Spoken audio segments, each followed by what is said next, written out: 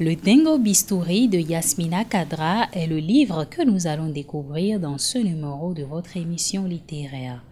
En effet, l'homme qui se cache derrière le pseudonyme de Yasmina Khadra a écrit 6 livres de fiction, romans et nouvelles et 4 polars qui lui valurent de conquérir des milliers de fans en France et en Algérie. Le Dingo Bistouri, son premier polar, où apparaît le fameux commissaire L'aube, annonce avec une fulgurance prémonitoire les folies monstrueuses de la guerre à venir en Algérie. 4e de couverture. Alger en hiver.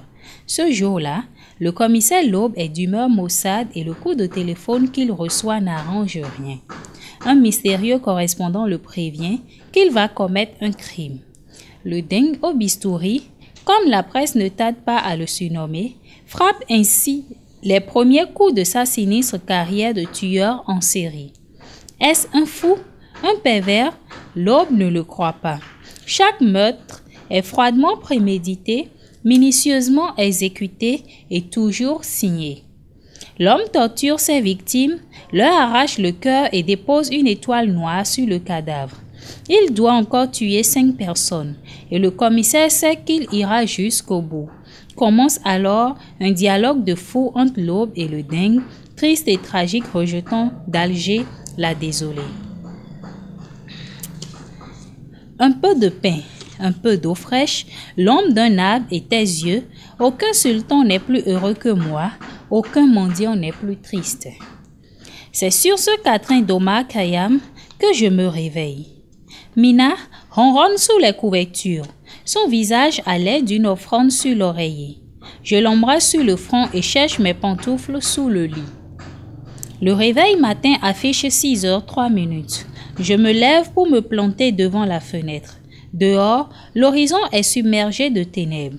Par grappe, quelques fidèles se hâtent vers la mosquée du quartier. Je reconnais le vieux Amar trottant de son pas sénile sur la chaussée que le réverbère bigard de traînées jaunâtres. Le morceau d'Alger qui s'offre à moi ressemble à un écrin ouvert sur des gemmes rutilantes. Une brune inconsolable tambourine sur les vitres pendant que le clapotis des fondrières emplit le silence d'une rumeur cristalline. Je comprends à l'instant pourquoi la nuit, tous les chats sont gris. Je comprends aussi que les orques endormis sont presque aussi attendrissants à regarder que les chérubins. Dans quelques minutes, la ville va sortir de sa léthargie et les monstres qui s'en sommeillent en chacun de nous vont s'éclater. Il y aura l'attente des bus, les bousculades, les occupations exagérées et la mal-vie. Les rues vont craquer sous le poids de la démographie débridée et sur les trottoirs, les cohortes de la monotonie vont se consolider. J'ouvre la fenêtre pour recevoir les javelines du froid sur la figure. Je scrute les opacités, les carrures imperceptibles des immeubles et crie en mon fort intérieur « Où es-tu, mon Dingo Bistouri? Que nous mijotes-tu encore? Montre-toi, ordure, viens voir le mépris que j'ai pour toi tordre mes lèvres et bourrer de grisaille mes yeux dégoûtés. Je sais que tu es là, quelque part, peut-être même à portée de mon crachat. » Mina gémit et se recroqueville sous les couvertures. Je renferme la fenêtre et m'allume une cigarette. Ça fait 1 semaine que je me morfonds, loin de mon bureau, loin des mines simiesques de Lino. Le commissaire dîne patauge dans un margouillis épais. Hier, à la télé, il a refusé de déclarer quoi que ce soit à la presse.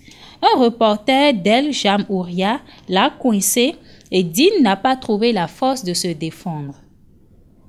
Le Dingue n'a plus frappé depuis sa 4e victime, mais il court toujours. Les gens n'aiment pas ça. Le couvre-feu s'installe dès la tombée de la nuit.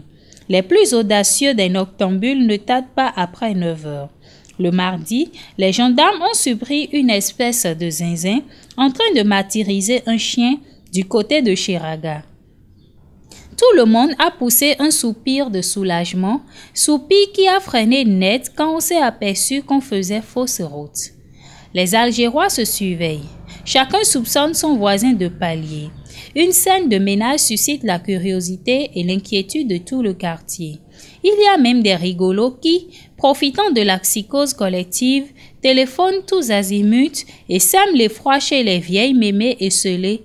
Dans notre rue, Kassem le boutiquier a préféré rejoindre les parents à Dra el-Mizan. Les jeunes mariés trouvent soudainement la compagnie de leur belle-mère agréable. Il suffit qu'un garnement s'attarde dans la rue pour que les pères alertent la police. La vie est devenue impossible. Tu ne dors pas? Mina est assise dans le plumard, les mains autour des yeux. Je t'ai réveillée, chérie. Je ne dormais pas vraiment. Tu n'as pas arrêté de te retourner dans ton sommeil. Je ne pense pas fermer l'œil avant de mettre le grappin sur le vampire qui épouvante la ville. Elle sort du lit et enfile sa robe de chambre. Ses yeux bouffés lui donnent un air croquignolé. Tu as tort de te bousiller les nerfs alors que l'affaire a été confiée à un autre. Tu ne manges pas, tu ne te reposes pas et tu as la tête ailleurs de jour comme de nuit. C'est pas bien, tu vas finir par choper une dépression lourde. Je secoue la tête en me laissant tomber dans un fauteuil antidiluvien. Mina ne m'apprend rien. Chaque fois que je me plante devant un miroir, je m'aperçois que mes joues se ravinent et que mes scènes cendrées auréolent mes paupières. Je ne fais pas attention à ma façon de m'habiller et j'oublie de me peigner. Quelques amis sont venus me dire combien ils étaient navrés. Pendant qu'ils me récitaient leur espèce de condoléances, moi, je bâillais. Cousin Driss est allé jusqu'à me proposer de bosser dans son entreprise. Il a dit que je ferais un excellent cadre de la sécurité et qu'il me payerait 2 fois plus que mon salaire de poulet. Il ignore que quand on est flic, on l'est pour la vie. Vers 7h30, Lino vient me chercher dans la voiture de Dean. De la fenêtre, je lui fais non de la main. Lino gesticule quelque chose que je ne saisis pas. Je lui fais signe de me rejoindre au salon. Je suis en grève. J'explique au binoclard avant de le prier de poser ses fessiers émonciés sur une chaise. Sans gêne aucune, Lino crie à Mina de lui préparer du café. Il se croit chez lui. Il lui arrive souvent de passer la soirée chez moi. Mais avis qu'il a l'œil sur ma gosse. Et ma gosse aussi cultive des amours pour lui. Chaque fois que Lino débarque, ma pucelle devient maladroite et se met à bousiller notre vaisselle. Seulement moi, je m'imagine mal beau-père d'un intello qui n'a plus d'avenir qu'un gibier en saison de chasse. Écoute, commence Lino en arrangeant ses cordes vocales pour faire sérieux d'une part et pour atteindre ma gosse de l'autre. C'est Dean qui m'envoie te chercher. Il a besoin que tu lui donnes un coup de main. Il sait que ça te plaît pas de le voir piétiner tes plates-bandes, mais c'est pas de sa faute. C'est le Wali qui a décidé. Je lui tiens pas rancune à Dean. Si je suis en grève, c'est pour protester contre le patron et son système. J'en ai marre de faire celui qui n'a rien vu, rien entendu, rien pigé. Je tiens à ce qu'on sache que je suis pas un mouton, encore moins un pneu. Mina arrive avec une tasse de café. Lino confessionne pour elle un sourire à la Agoumi et jette un coup d'œil au fond du couloir dans l'espoir de surprendre l'ombre de ma gosse. Comment tu fais pour supporter un faux grand foyer comme je suis là, madame? Exactement comme toi, dit Mina avant de retourner à sa cuisine. Je m'assois en face de mon subalterne et lui demande. C'est vraiment Dean qui t'envoie? T'as pas reconnu sa bagnole? Il est dans la purée jusqu'au cou. Il a bougrement besoin de toi. Je réfléchis à tête reposée, légèrement irritée par le gagouillis écœurant qu'émet Lino en sirotant son café. Bon, me décidai-je, je vais me raser. Lino hoche la tronche et attend de me voir disparaître pour déployer son regard de rapace partout dans l'espoir de dénicher l'ombre de Nadia. Dean commence d'abord par m'écraser contre sa poitrine d'Hercule de foire. Ses grosses lèvres de poivreau font un bruit de ses pierres trempées sur mes joues maladives. Ensuite, il se recule pour bien me détailler. Sacré sac de patates, tu nous fais la tête? Dean est un fils d'Oran, de Sidi Blel précisément. Malgré ses 18 ans à trimer à Alger, il garde toujours son accent inimitable et sa bonhomie d'Oranais. Quand il parle, il aime à se dandiner un peu à la manière des Black Muslims d'Alam et accompagne chaque phrase d'un geste mystique ou d'un rire flappy. Le jour où j'ai voulu comprendre ce qu'est l'amitié, on m'a vivement recommandé d'aller faire un tour du côté de Médine Jedida. Dean se gratte laborieusement sous l'aisselle, cale ses fesses éléphantesques contre le bureau, derrière lui, croise ses bras tatoués d'aventures romanesques et me dévisage. T'as maigri, mon gars. T'es en train de bâtir une maison ou quoi? Je garde la ligne. C'est vrai. T'as une taille de mannequin qu'a bouffé trop de levure.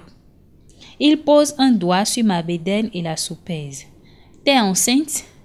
C'est pour ne pas faire la queue au marché. Il rejette la tête en arrière pour libérer un rire impressionnant, se calme et devient subitement sérieux. J'arrête pas de tourner en rond et je commence à avoir le vertige. Je suis dans le cirage l'aube. Le dingue m'a téléphoné. Il a menacé de buter des écoliers si tu continues de te cloîtrer chez toi. Il se languit de moi. Je suis inquiet. Le patron est au courant. Le patron, je l'emmerde. Le Wali m'a donné carte blanche. Je temporise pour faire celui qui boude. Alors, Piaf Dean, je le regarde dans les yeux, sa sincérité m'émeut, je lance.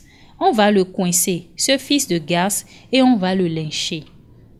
Dean pousse un cri d'âne affranchi et me blottit de nouveau contre sa poitrine. Autour de nous, son équipe et la mienne se félicitent. Je jette au loin mon manteau, retrousse les manches de mon chandail, pique une cigarette dans un paquet d'afra et commence. Nous allons d'abord essayer d'établir le rapport qui existe entre les victimes, ensuite entre les victimes et leurs bourreaux. Comme ça, on sera fixé sur le mobile. Je suis certain que le dingue tue pour se venger. Il ne choisit pas dans le tas. Il agit avec préméditation et contre des cibles bien déterminées. Dean est d'accord avec moi. Il n'a pas arrêté de hocher la tête, seulement sa façon de se gratter le menton s'est accentuée. Je lui demande s'il a écouté les bandes et lu les rapports de Sedge et de Lino. Il affirme les avoir parcourus plusieurs fois sans avancer bien loin. Soudain, il suspend ses plaintes et fronce les sourcils. Je suis son regard et je vois l'inspecteur Bliss debout dans l'embarras. Tout de suite, j'ai les jetons et je me mets à marmotter Hayat El Khousri. Chers amis de Parole au Test, c'était Le dingue au bistouri de Yasmina Kadra. Retrouvez ce livre dans les rayons de la bibliothèque Nicéphore Dieudonné Soglou du Centre culturel artistique Africa à Cotonou. Merci de nous avoir suivis. Au revoir.